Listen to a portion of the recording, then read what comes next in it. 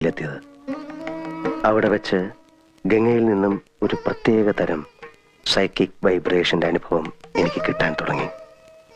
വേദനയോടെ ഞാൻ മനസ്സിലാക്കി, ഞാൻ അന്വേഷിച്ച് നടക്കുന്ന മാടമ്പിള്ളിയിലെ യഥാർത്ഥ മനോരോഗി എന്റെ അടുത്ത് നിൽക്കുന്ന ഗംഗയാണെന്ന്.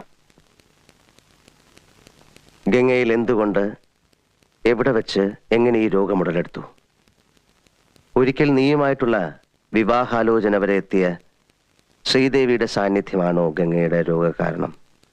അതറിയാനാണ് അന്ന് ഞാൻ ശ്രീദേവിയും കൂട്ടി അമ്പലത്തിൽ പോകാൻ പറഞ്ഞത്. പക്ഷെ ഗംഗയ്ക്ക് അതൊരു പ്രശ്നമേ അല്ലെന്ന് എനിക്ക് വളരെ വ്യക്തമായി.